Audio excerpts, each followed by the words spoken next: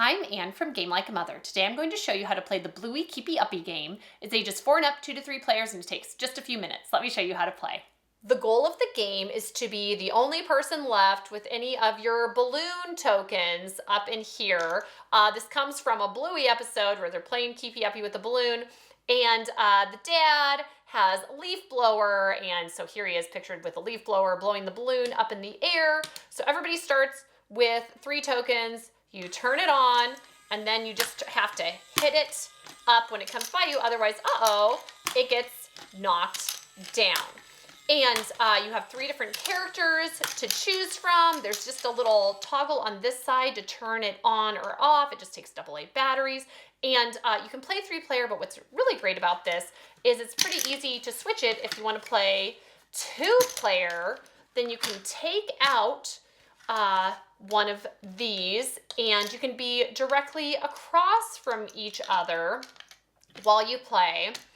And just, there's a little button on the side, turn it on again, and you can play just against the 2 of you. And if you're really good, you can hit it just right where they can't defend it. And you can go straight across and knock these tokens down, but that's all there is to the game. You can play best 2 out of 3, you can just play a couple games, whatever you want. It's pretty simple and quick. So that's how to play the Bluey Keepy Uppy game. The target demographic for this game is preschoolers just because of the theme of the game, but I have a 5-year-old and then 3 older children, and they all are super excited to play this game as well. The oldest is 11. So there's a lot more staying power than you think here. And if theme is really important to you, there is an out-of-print version of this game called Loop and Chewy.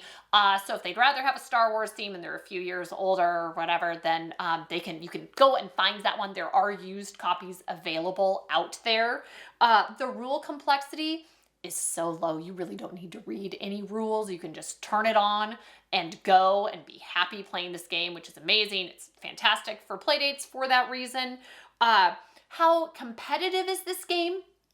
It's medium. It results in fewer hard feelings than you might think with a game where you're trying to knock over each other's tokens, because it's just so quick and fun. Somebody is out and they just get to watch, or they get to keep on playing, and it's really fun to set up a new game. I also really like that if you hit too hard on your little tapper, then a lot of times one of your tokens will fall down. And in my house, the rule is then it's just down. Hit it more gently next time. And so it makes it so they're not just totally hitting this game. Although there has been a fair amount of rough play with this game at our house, and it's held up amazingly well. So it's very sturdy. How the replay value is high. We've just left this out on our coffee table over spring break, and tons of kids have been playing it. Both little kids and my older daughter had a 10-year-old friend the other day, and they were happily playing the Bluey game together. And the battery life is pretty okay. It's just AA batteries.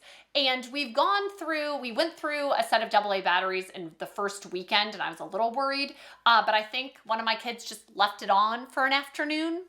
So that's why they went through the batteries so fast, but it seems to be doing pretty well on that. It's a little bit of a pain to put it back into the box, but it's not too bad. And my 5-year-old's able to reassemble it if she needs to, which is great. It's very easy.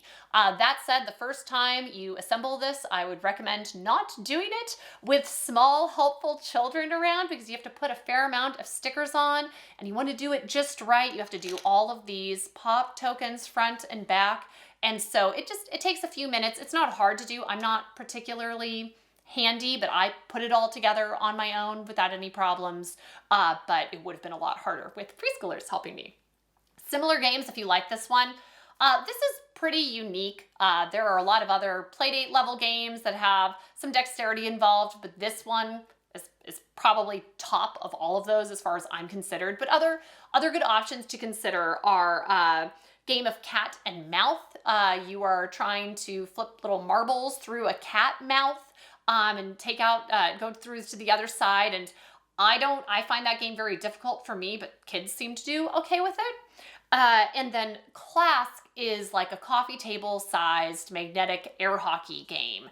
That's really fun and very easy, good for all ages. But there's nothing quite like this game. The Bluey Keep Uppy Game is fantastic and you should check it out. Thanks and see you next time from Game Like a Mother.